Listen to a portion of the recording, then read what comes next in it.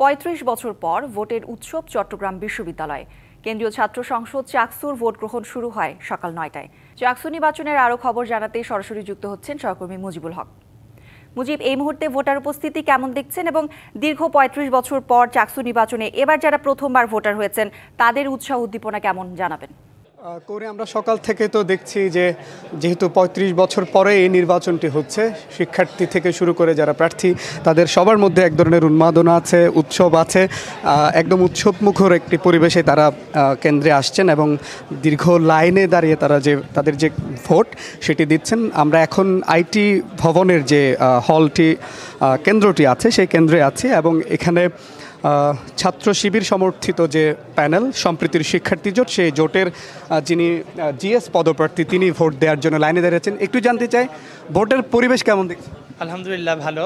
কেবল তো ভোট গ্রহণ প্রক্রিয়া শুরু হলো, আমরা শুরুর দিকেই আসলাম, তো এখন ভোট দিতে যাব। আপনাদের মাধ্যমে সবার কাছে দোয়া চাই। এখন আমরা শুরুর দিকেই চলে আসছি, বের হওয়ার পর পরিস্থিতিটা আরও ভালোভাবে আমরা পর্যবেক্ষণ করতে পারবো। ধন্যবাদ। আমরা শিবির সমর্থিত যে প্যানেল সম্প্রীতির শিক্ষার্থী জোট, সেই জোটের যিনি জিএস পদপ্রার্থী তার সাথে কথা বলছিলাম, সাইদ বিন হাবিব। তিনি ভোটের পরিবেশ নিয়ে সার্বিকভাবে সন্তুষ্টি জানাচ্ছেন। এর বাইরে আমরা এখন যে কেন্দ্রে আছি সেই কেন্দ্রে দীর্ঘ লাইন আমরা দেখতে পাচ্ছি।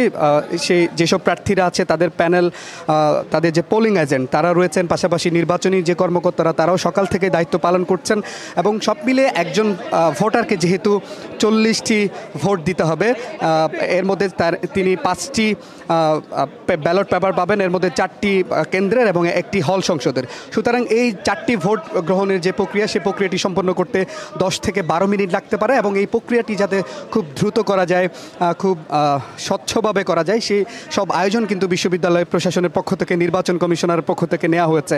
এর বাইরের আইন শৃঙ্খলা পরিস্থিতির কথা যদি বলি, পুরো ক্যাম্পাসে 5 জন নির্বাহী ম্যাজিস্ট্রেট কাজ করছেন, প্রায় 2000-এর বেশি আইন শৃঙ্খলা বাহিনীর সদস্যরা মোতায়েন রয়েছেন, পুলিশ, র্যাব, বিজিবির পাশাপাশি বিশ্ববিদ্যালয়ের যে আলাদা নিরাপত্তা বাহিনী, এর পাশাপাশি রোভার স্কাউট এবং বিএনসিসি সদস্যরা রয়েছেন এবং বিশ্ববিদ্যালয়ের আলাদা যে নিরাপত্তা বাহিনী, সেই নিরাপত্তা বাহিনীর সদস্যরাও কিন্তু রয়েছেন। তো একটু আগে বিশ্ববিদ্যালয়ের যিনি উপাচার্য তিনি পরিদর্শনে এসেছিলেন, তিনি যেটি বলেছেন যে একটি স্বচ্ছ, অবাধ এবং গ্রহণযোগ্য যে নির্বাচন সেটি শেষ করবার জন্য তারা বদ্ধপরিকর।